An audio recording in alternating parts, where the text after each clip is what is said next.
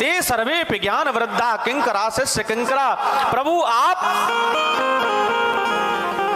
बृहस्पति के परम लाडले शिष्य हैं, ज्ञान में अग्रगण्य हैं, इसलिए प्रभु हम आपसे प्रश्न करना चाहते हैं कि परमात्मा की भक्ति और परमात्मा की प्राप्ति कैसे होगी, ये हमारा प्रश्न है। कि कृष्ण प्राप्ति करम सस्वत साधनम तत्वविधा। प्रभु हमें कोई ऐसा साधन बताओ,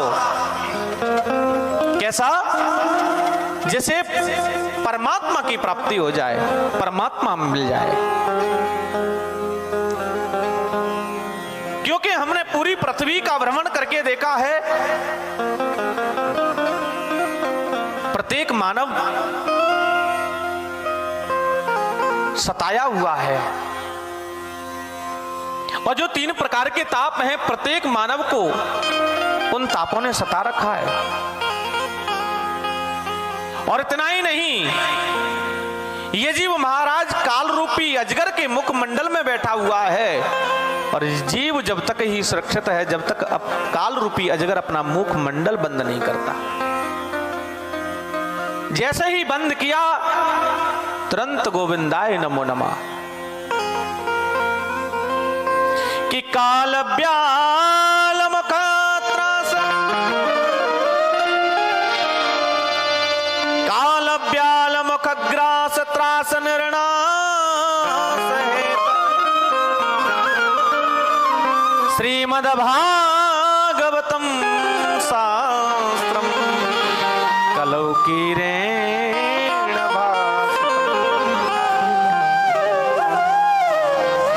महाराज, इस कालकूट के अजगर से, कालकूट नाम के इस विष से, काल रूपी अजगर से, इस काल रूपी नाग से बचना चाहते हो तो एक ही उपाय है, भागवत जी की शरण में चलना चाहिए। महाराज बोले, भागवत जी का हम क्या करें और कहां प्राप्त होगी, कैसे होगी? प्रश्न होता ही है।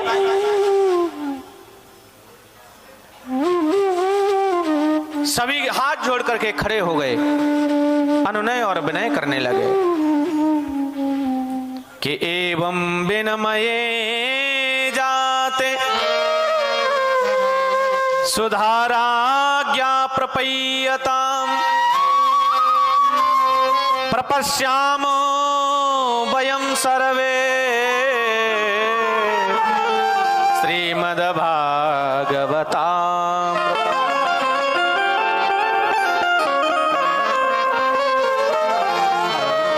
महाराज आज अमृत की तुलना करने लगे, भागवत जी श्रवण कैसे हो, कहां मिलेगी भागवत?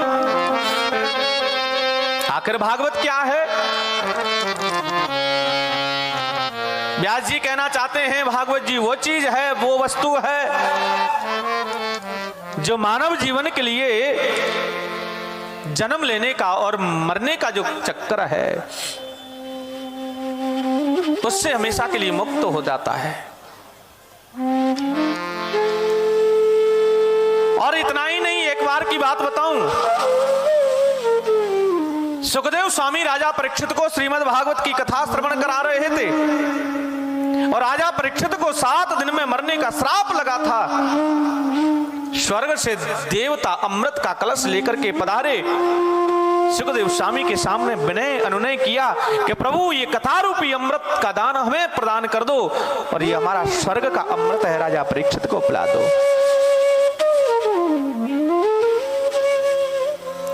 सुखदेव स्वामी ने कहा कि राजा परीक्षित, क्या कथा रूपी अमृत पान करोगे या स्वर्ग का अमृत पान करोगे? राजा परीक्षित ने प्रश्न किया, प्रभु मेरी समझ में नहीं आया, कथा रूपी अमृत से क्या होता है और स्वर्ग के अमृत से क्या होता है?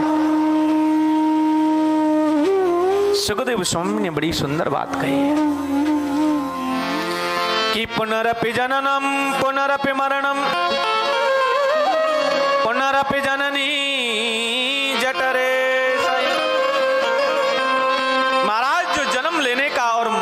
को चक्र है, उससे हमेशा के लिए मुक्त हो जाओगे। और स्वर्ग का अमृत जो पान करोगे तो तुम्हें बार बार जन्म लेना पड़ेगा, बार बार तुम्हारी मृत्यु होगी। राजा परीक्षित के मन में आया कि एक जन्म लेकर के मैं इस शरीर को धारण करने के पश्चात एक महात्मा का अपमान हुआ और एक संत का अपमान करने के पश्चात मैं शरीर को एक क्षण नहीं रखना चाहता। वो तो शुक्रगुजार है उन संत की कि मुझे जीने के लिए 7 दिन दिए।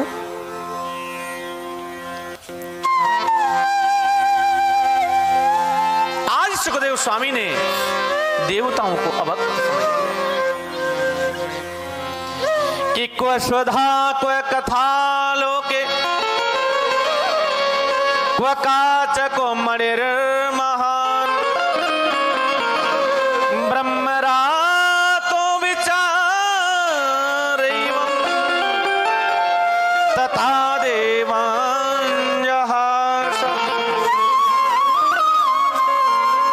कहां कथा, कहां स्वर्ग का अमृत और कहां कांच और कहां मणि,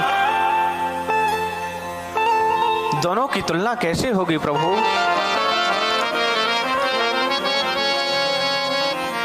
देवताओं को अवक्त समझा और वापस कर दिया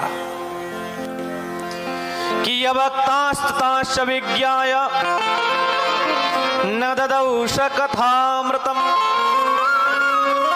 श्रीमद्भागवती वार्ता सुराणामपि दुर्लभा। महाराज देवताओं को भी दुर्लभ है ये कथा। सुखदेव स्वामी कहते हैं कि राजा परीक्षित तुम कितने बड़े भाग्यशाली हो, कितने पुण्यात्मा हो, कितने अभिला आत्मा हो कि आज मेरे सन्मुख होकर के तुम इस पवित्र पावन अमृत का पान कर रहे हो, जिसे पान करने के लिए देवता तरसते हैं कि कब हमको पान करने को मिले। देवताओं को अच्छा नहीं लगा।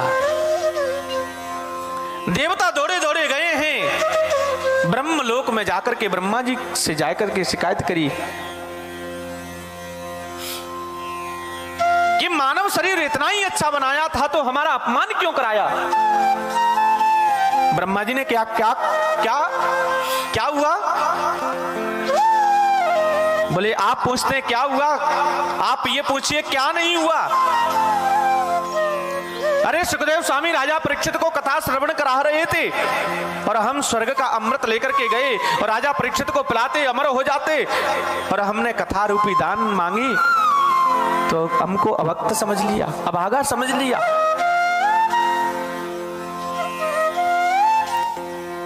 और ध्यान करना,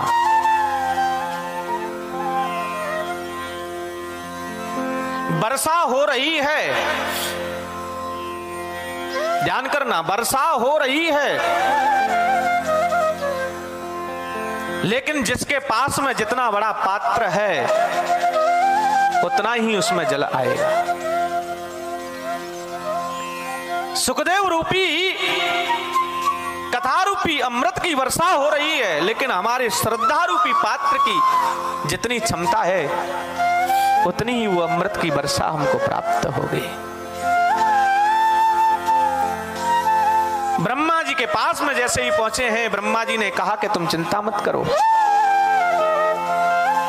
इसकी परीक्षा लेते हैं।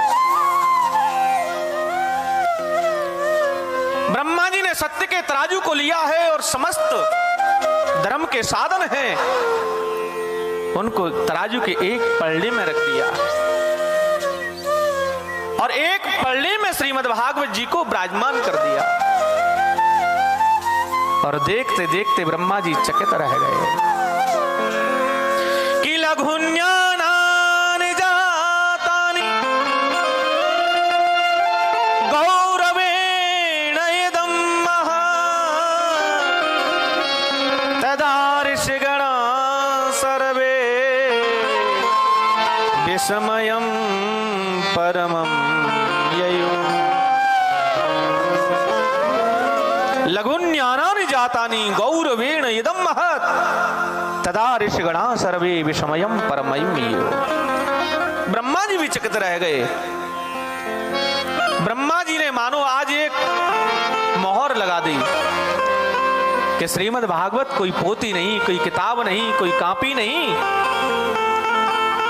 कि श्रीमद् भागवता क्योयम प्रत्यक्ष कृष्ण एव हि, प्रत्यक्ष कृष्ण एव हि। महाराज श्रीमद् भागवत की कथा कोई साधारण ग्रंथ नहीं, कोई पोथी नहीं, भगवान का साक्षात विग्रह है।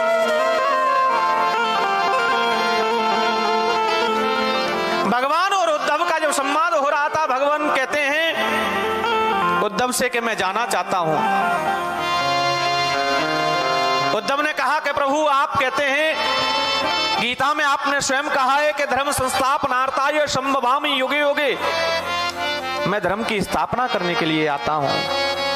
यदि आप चले जाएंगे तो ये धर्म तो अकेला पड़ जाएगा, किसकी शरण में जाएगा।